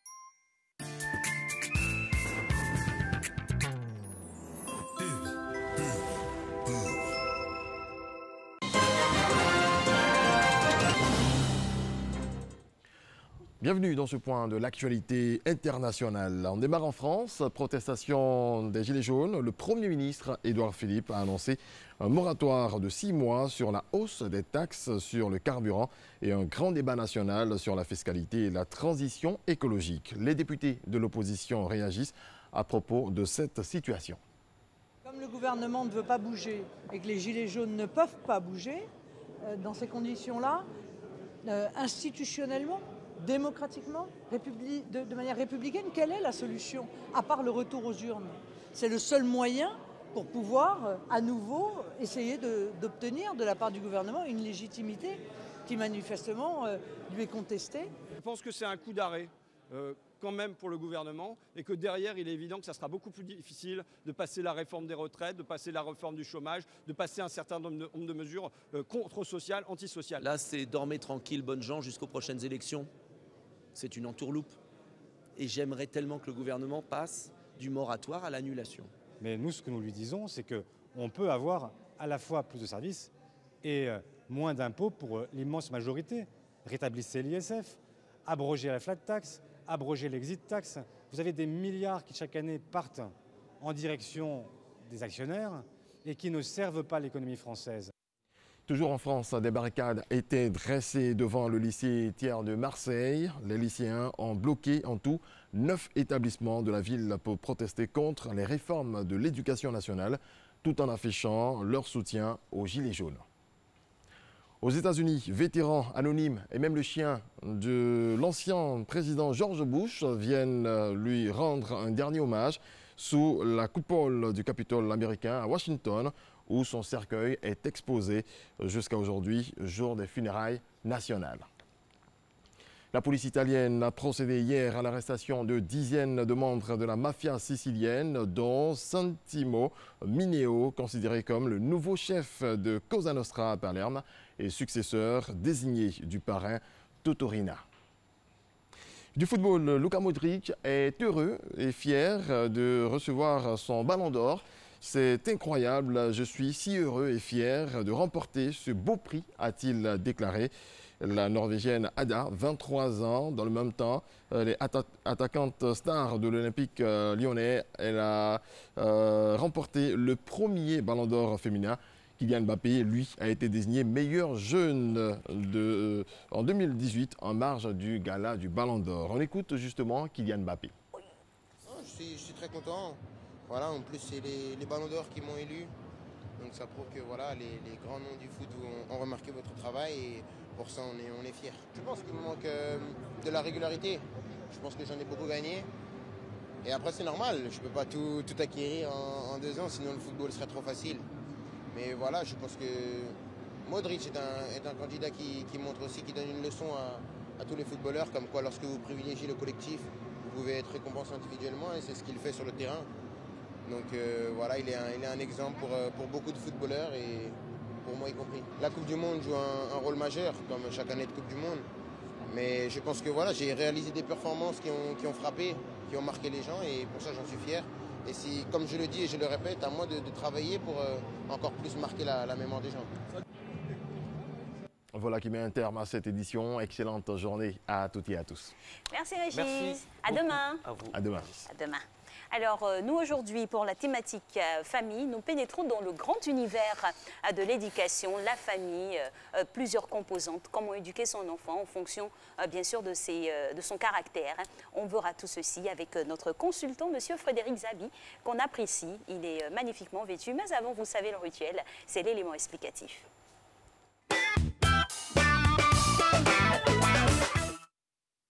Comment éduquer votre enfant et lui apprendre à respecter l'autorité, notamment celle des parents? L'enjeu est de taille. L'éducation de base, c'est le respect des parents et le respect de ses droits même d'abord, parce que quand un enfant ne maîtrise pas ce qu'on appelle le droit, il peut être un danger pour la société. L'éducation est culturelle. Autrement dit, on ne naît pas avec l'éducation, mais on acquiert l'éducation. L'éducation quitte d'abord la maison avant l'école. Ensuite, maintenant, peut venir peut-être la servante. Éduquer son enfant revient à essayer d'en faire un adulte épanoui plus tard. L'éducation pour moi, c'est qu'est-ce qui est le plus important? L'important, c'est instruire l'enfant. Là, demain, il peut au moins se prendre en charge dans la vie. Dans la vie, il y a des règles à respecter et l'apprentissage de ces règles se fait le plus tôt possible, c'est-à-dire dans la période de l'enfance. Il ne faut pas brûler les étapes. Il faudrait que l'enfant s'adapte au milieu dans lequel il grandit, c'est-à-dire des choses des enfants aux enfants. Et par la suite, quand il grandit, on peut continuer à lui apprendre d'autres choses qui viendront après. Je prends un exemple simple, un enfant de 7 ans, vous n'allez pas lui forcer la main en lui donnant par exemple un téléphone portable chargé de films X. Pour lui montrer que je l'aime et que je serai toujours avec elle. Ça, c'est la première base. Il y a donc des valeurs à transmettre à l'enfant et cela ne va pas sans difficulté. Car être parent, contrairement à ce que la majorité pense, ça s'apprend et l'exercice de l'autorité est rarement une partie de plaisir. Imposer des interdits à l'enfant ne va pas toujours sans souffrance de part et d'autre. À un certain âge, tu ne peux pas parler de sexualité aussi à un enfant. Parce que tu vas dévierger déjà son esprit. Parce que des choses auxquelles elle ne pense pas, toi tu viens mettre ça dans sa tête. C'est comme si tu as déviergé déjà son esprit. Donc faut pas. Mais comme la télévision maintenant est venue, les films et tout ça là, donc quand les enfants regardent ça souvent, même toi-même, tu es là et puis elle vient te poser des questions. Si elle te pose des questions, il faut répondre. L'éducation, les parents doivent s'en charger, mais la grande part aussi est dans la main du gouvernement. On ne doit pas laisser seulement les parents éduquer leurs enfants. Pas facile pour certains parents d'asseoir leur autorité. Conséquence, ils deviennent soit autoritaires, soit trop flexibles. Un enfant se construit par modélisation. Néanmoins, en Afrique, le plus souvent, de nombreux parents travaillent à fondre l'enfant dans un moule et oublient très souvent de donner eux-mêmes l'exemple. Docteur Frédéric Zabi est avec nous avec ce thème-là. On a entendu des choses dans l'élément. Ah oui, Comment éduquer son enfant, les principes de base? Nous n'avons pas la prétention ici de faire un peu le glossaire de l'éducation parfaite. C'est juste un moment de partage avec notre psychothérapeute. Première question, la différence entre élever et éduquer un enfant. Parce que ce n'est pas la même chose, paraît-il. Pas du tout. Bonjour à vous. Bonjour, docteur. Je suis vraiment encore content d'être ici et de pouvoir apporter le peu que je peux donner aux parents, en fait. Il faut qu'après cette émission, qu'il n'y ait plus de confusion dans les esprits des gens. Parce qu'on entend souvent les gens dire indifféremment, j'élève mon enfant, j'éduque mon enfant. Il faut qu'après cette émission-là, qu'on sache clairement ce qu'on fait. Okay. Élever un enfant, selon le dictionnaire Larousse illustré de 1990, ça veut dire tirer vers le haut. Quand il s'agit par exemple d'un mur, poser une brique sur une brique, une rangée de briques sur une rangée de briques, et ainsi on élève un mur. Quand il s'agit par exemple d'un arbre, on l'arrose, on lui donne de l'engrais et l'arbre grandit, il s'élève vers le haut. C'est pareil que pour les animaux et pareil que pour les hommes. Donc ça c'est la définition que donne le dictionnaire Larousse. Donc on élève avec de la nourriture, on élève avec des soins, on élève également avec la nourriture, les soins j'ai dit, et puis L'amour aussi, pourquoi pas? Non, à ces niveaux-là, on ne parle pas d'amour. On ne parle pas d'amour à ces niveaux-là. Mais le troisième élément, non, pas l'argent. Pas l'argent, non. Ça va me venir. Si ça me vient, je vous rappellerai tout à l'heure. Voilà. Et donc ça, c'est ce qu'on fait. Les soins de santé, la nourriture et l'autre troisième élément que je vais vous dire tout à l'heure quand ça va me revenir, c'est avec ça qu'on élève en fait. Le même dictionnaire Larousse, il définit également l'éducation comme étant le fait de donner des valeurs à quelqu'un. Et moi, pour qu'on comprenne bien, j'ai envie d'aller dans l'étymologie du mot éducation. Éduquer a une double origine latine et grecque. En grec, éduquer vient de educare et en latin, ça vient de educere, qui veut dire tirer hors d'eux. Tirer de la petite enfance vers l'enfance, tirer de l'enfance vers la préadolescence, de la préadolescence à l'adolescence et de l'adolescence vers l'âge adulte. Donc on tire ici, non pas avec des soins de santé, non pas avec des choses... de la nourriture, mais on tire avec des valeurs. Ça suppose une présence, ça suppose de l'action. Donc présence, action. Voilà les deux choses qui sont importantes dans l'éducation d'un enfant. Donc, souvent, on a une conception un peu biaisée de l'éducation. On croit que l'éducation, c'est donner. Il faut comprendre que l'éducation, c'est à la fois donner et ne pas donner aussi. Parce que l'enfant, il retient deux choses. Il retient ce qu'on lui donne et ce qu'on ne lui donne pas. Donc, ça veut dire que la présence effective de l'éducateur est ici un enjeu très important. Donc, moi, j'ai envie de poser une question à chaque téléspectateur tout à l'heure. J'ai envie qu'on passe au crible une journée de travail de n'importe quel fonctionnaire ou n'importe quel travailleur. Il se réveille en général autour de 5 h du matin. Le temps de se préparer, il va au travail. Enfin, avant d'aller au travail... Ils sont chanceux, hein, ceux qui se réveillent à 5 h, ils sont chanceux. Hein. Bon, et pendant tout ce temps-là, pendant que vous êtes debout en train de vous préparer, les enfants, ils dorment. Donc, il n'y a pas d'échange entre vous, pas d'échange de valeurs. Oui. Et donc, pendant que vous êtes en train de vous apprêter, vous habiller, c'est en ce moment peut-être que l'enfant il va se réveiller, pour ceux qui, pas qui sont dans votre cas, mais pour les cas généraux, en ce moment-là, l'enfant il est en train d'aller sous la douche, par exemple. On se dépasse. Et ça, en général, ça se fait avec les bonnes, les personnels de maison. Je préfère. Voilà, avec les personnels de maison. On se dépasse dans la maison, donc il n'y a pas d'échange en ce moment-là.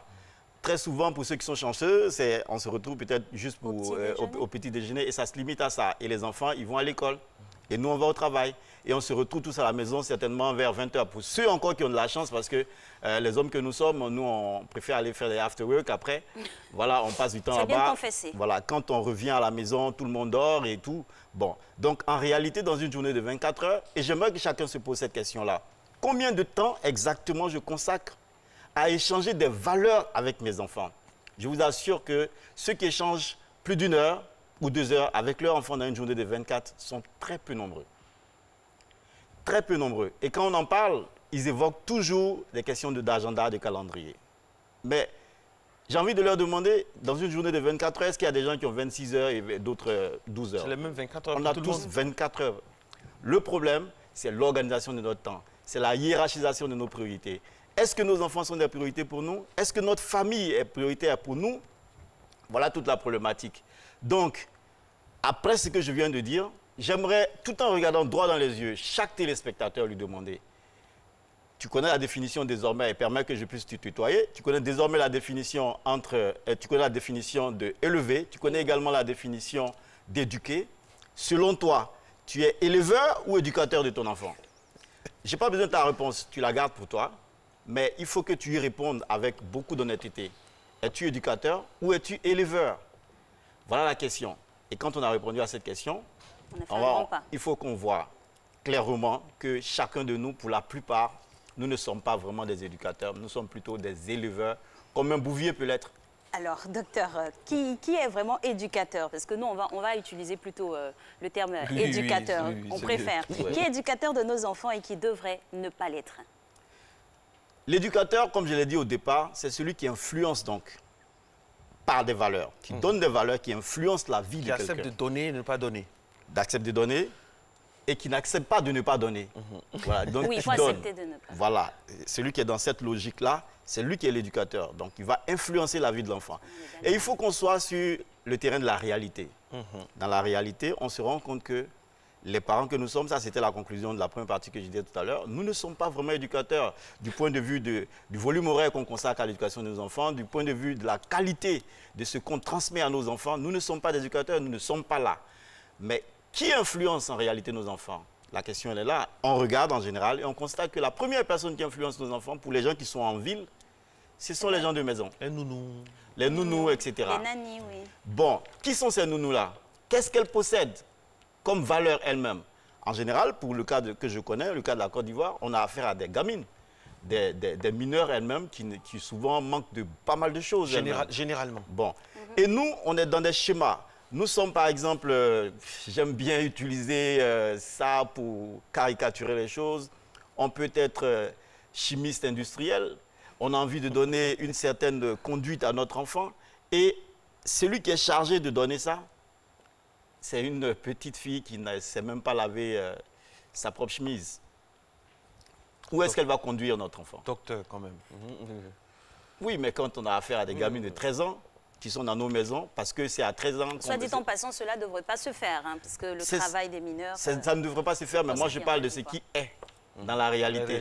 Voilà, dans les maisons des gens, ils utilisent des gens qu'ils peuvent exploiter, surexploiter. Donc ils savent que s'ils me prennent moi comme gens de maison, ce que j'aimerais bien, je vais leur exiger un salaire de 300 000 au moins pour faire ce travail-là, sinon 400 000. Par mois. Non, ça c'est par semaine. Par semaine, ok. Voilà, par semaine, parce que c'est ce que ça mérite, parce que c'est la surexploitation. Voilà. Mais comme ils savent qu'avec moi, ils ne peuvent pas faire ça, ils prennent des gens qui sont vulnérables et à qui ils donnent 20 000 francs, 15 000 francs comme salaire. Et ce sont ces gens-là qui sont en charge de l'éducation de ce qui nous coûte le plus cher dans la vie. Alors que ces personnes n'ont même pas encore fini elles-mêmes leur éducation. Et nous, quand vous allez demander à quelqu'un que représente votre enfant pour vous, la personne va vous répondre sans hésiter, c'est mon trésor, c'est mon centre d'intérêt, c'est ma vie. Et regardez ce qu'on fait de notre vie, à qui on confie notre vie. On confie l'éducation, la chose la plus précieuse qui puisse être, des gens qui sont les plus précieux pour nous, on confie leur éducation à des mécaniciens. Ça, c'est la plus grosse aberration que j'ai jamais vue. Donc, voici les premières personnes qui influencent la vie de nos enfants. Moi, j'ai envie de voir qu'est-ce que ces filles-là leur transmettent comme valeur. Je vais vous donner un exemple qui va peut-être vous faire sauter au plafond. Dans mes consultations, j'ai dû rencontrer une fille qui vivait dans la maison d'un gros bonnet et dans une maison de 9 pièces. Et c'est elle qui est la nounou de la maison, c'est elle qui est la domestique, elle est bonne à tout faire. Et donc, pour gagner du temps, pour ne pas que l'enfant puisse la déranger dans ce qu'elle est en train de faire, elle lui donne des comprimés, en réalité de la drogue. Et l'enfant, il prend ça, il dort toute la journée pour qu'elle puisse avoir le temps de faire la cuisine, de faire le ménage, etc. Quand les parents rentrent le soir, comment il a été le petit Charlie? Oh, maman, il était tranquille, il a dormi tout le temps. Mais il a dormi avec quoi? Il a dormi sous quoi? Et après, on est étonné, quand l'enfant grandit, de voir qu'il développe des addictions à certains produits. Et on ne comprend pas que c'est nous, les parents, qui avons été donateurs de ces choses-là à nos propres enfants par le biais de personnes qui ne sont pas qualifiées pour des tâches précises. Donc, les gens de maison, ce sont ceux-là qui sont avec nos enfants au quotidien. Donc, c'est la première catégorie d'éducateurs. Et ils réussissent bien leur tâche parce qu'ils utilisent des moyens qui sont tellement efficaces. La menace, oui, et etc. Donc, on a une deuxième catégorie, la presse audio et vidéo et les NTIC. Et les NTIC. Ça, c'est... Eux, ils font un travail formidable. On ne va pas y échapper. Voilà. Un travail formidable, un travail d'éducation subliminale.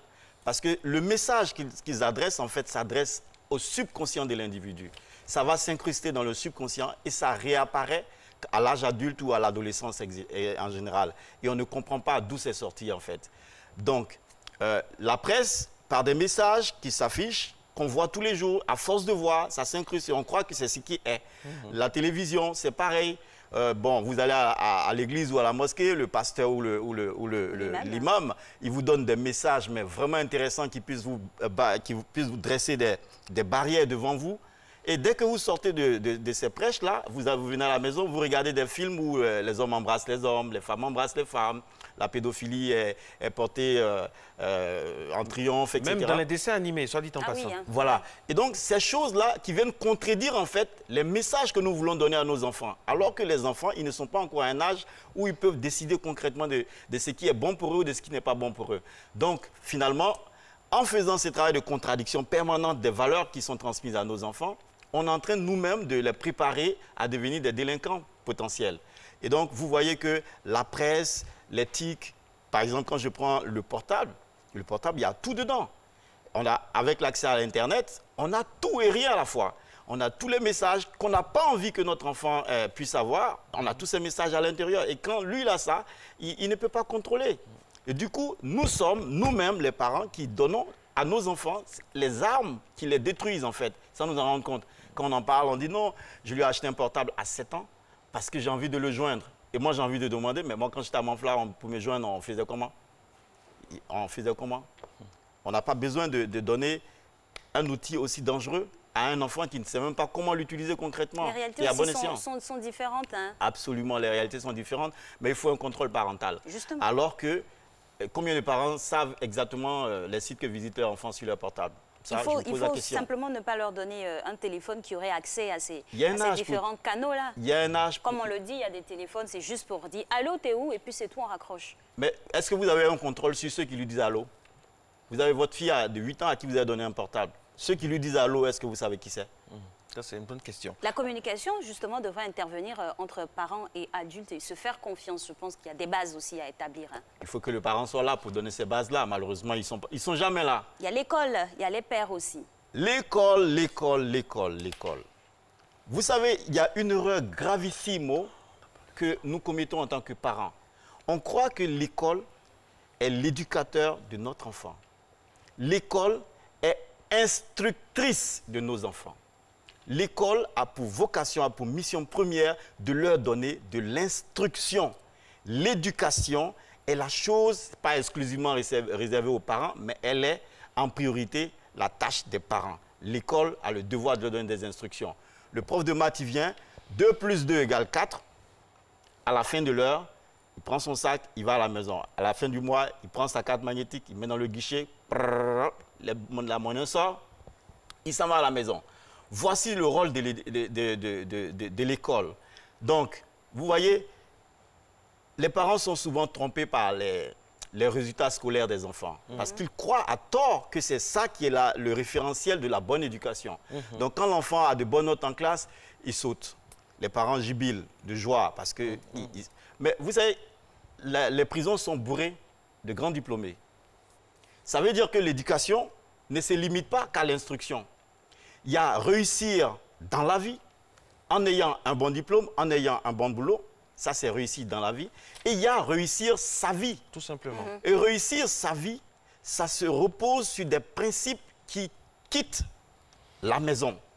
Ça veut dire que ça met en scène monsieur et madame à la fois et tous les deux ensemble dans la vie de leur enfant. Malheureusement, il ne reste pas assez de temps, donc on va aller après l'école. On a vu les gens de maison, hein, pour récapituler un peu, la presse audio et vidéo, les NTIC, l'école et les pères. Les amis. Les amis. Les amis, je vous ai dit tout à l'heure que l'éducation, c'est un jeu d'influence. Hein, c'est un jeu d'influence. Souvent, les parents se plaignent. Mon enfant, il ne m'écoute pas, il préfère écouter ses amis. Mais moi, je dis, il faut se poser les bonnes questions.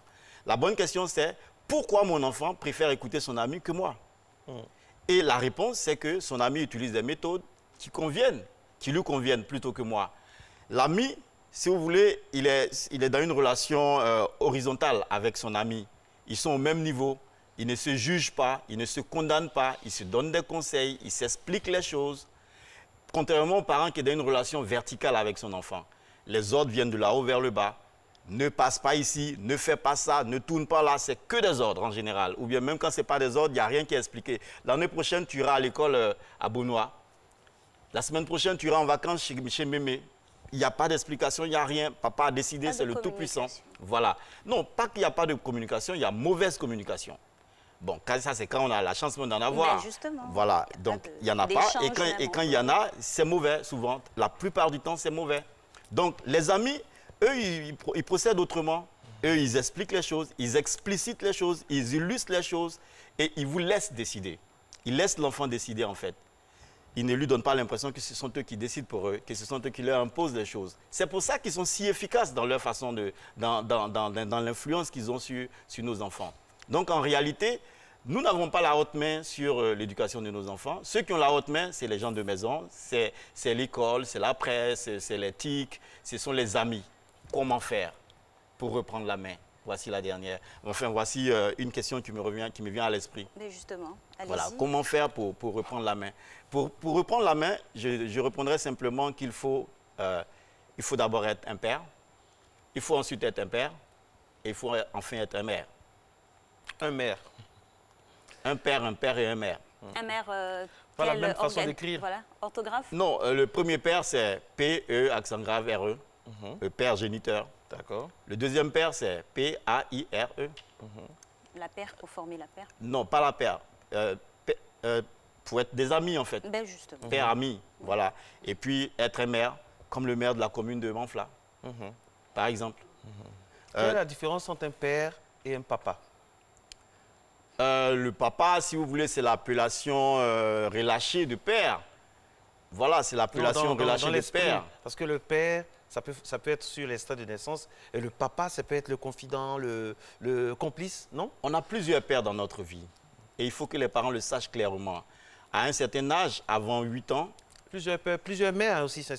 Oui, quand je parle de père, en général, il faut voir ici les géniteurs. Donc, comment je parle de père, je mets dans l'enveloppe papa et maman. Il faut qu'on comprenne ça comme ça. Et voilà, les parents. Et donc, de 0 jusqu'à 8 ans, les géniteurs, ils sont les pères. Ils doivent être les pères de l'enfant. Mais après 8 ans, il faut qu'ils comprennent clairement que leur rôle ne s'arrête pas, mais ils doivent compléter leur rôle par le don de d'autres pères à leurs enfants. Parce qu'en ce moment, il y a d'autres pères qui interviennent, d'autres pères, l'enfant peut appeler papa. Mais je veux dire, il faut qu'il y ait des relais. Parce que le père, le géniteur, la mère, la génitrice, elle ne pourra pas tout faire. Et il y a des choses, à partir de l'adolescence, à partir déjà de la préadolescence, les influences ne sont plus efficaces quand ça provient des parents. Ça devient efficace quand ça vient de d'autres sources. Donc, il faut s'appuyer sur ces autres sources-là, les influencer pour qu'eux, à leur tour, ils viennent influencer notre enfant. C'est-à-dire, au fait, jouer le rôle de l'alchimiste. Absolument. Vous avez tout compris. Donc, il faut que ça peut être un père spirituel, quelqu'un qui lui donne des valeurs religieuses, par exemple. Ça peut être un père, je ne sais pas moi, dans l'éducation, un père de karaté, un père de ceci, un père de cela. Tous ces pères-là, ce sont effectivement des influenceurs de la pensée, de l'intelligence de l'enfant, de sa façon d'être et de sa façon de vivre, en fait. Qu'est-ce qu'il ne faut jamais faire en étant père? Jamais, jamais faire. Ne pas être un bon modèle. Ne pas être un bon modèle. Parce qu'il y a beaucoup de choses que nous interdisons à nos enfants, que nous sommes les premiers à enfreindre. Il y a beaucoup de règles que nous posons à la maison, mais nous sommes les premiers à enfreindre. On ne s'assoit pas à la table, par exemple, on met pas les pieds sur la table, etc. Mais papa, lui, le fait. Il y a le journal et lui le fait. Et l'enfant, à ce moment-là, il s'est dit, mais attends, on est où? On se retrouve tous dedans. On est où, là? Il me dit quelque chose, il fait le contraire. Il fait le contraire. Papa dit, je ne veux voir personne dehors après 20 h. Mais lui, quand il est arrivé trop tôt, c'est 2 h du mat. Mais ça peut s'expliquer, parce qu'il y a des contraintes de son boulot, mais il faudrait qu'il puisse l'expliquer à l'enfant. Madame, il faut qu'on comprenne une chose, que être père, être mère, c'est une fonction. Exactement, mais qui est contraignante aussi à l'environnement dans lequel on évolue. Vous m'avez dit tout à l'heure que vous vous réveillez à 3 h du matin pour venir au travail. Je ne vais pas dire à mon enfant de me réveiller à 3 h. Non, vous vous réveillez à 3 h parce que ce sont les contraintes qui vous poussent à vous réveiller à 3 h. Très bien. Si vous avez conscience de ce qu'en étant mère, vous avez les mêmes contraintes, vous prendrez des dispositions pour faire face à ces contraintes-là. Pourquoi est-ce qu'on peut venir à 3 h du matin au travail et quand il est 18 h qu'on doit rentrer à la maison, c'est en ce moment-là qu'on va papoter avec une amie? Pourquoi? On doit comprendre. Là encore, c'est une question de choix, d'orientation. Absolument. Et le résultat, c'est que ça ne trompe personne. C'est-à-dire, vous pouvez vous tromper vous-même en vous trouvant toujours des excuses, mais quand l'enfant lui va virer, vous ne pourrez pas le rattraper. Et vous allez aller d'amertume en pleurs. Donc, il faut être un bon modèle, avoir des principes, se tenir à ces principes-là.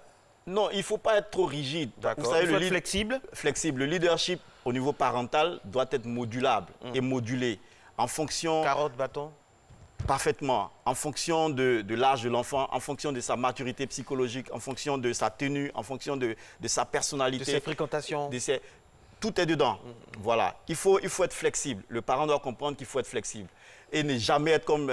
Il y a un schéma, par exemple, que je dis aux parents de ne pas être, un modèle que je dis aux parents de ne pas être, celui quand l'enfant entend le klaxon de la voiture. Il a peur. Il a peur, il rentre dans sa coquille. Non, quand on est un parent comme ça, ce n'est vraiment pas intéressant parce qu'on le fait et très souvent, on est surpris par le résultat que ça donne après. On voit que l'enfant, il ne se confie pas à nous, par exemple. On ne peut pas être amis. Parce que pour être amis, les amis, ils échangent les idées, ils parlent. Alors que là, l'enfant, il aura tendance à tout nous cacher, en fait. Donc, il faut surtout ne pas oublier qu'on est un modèle.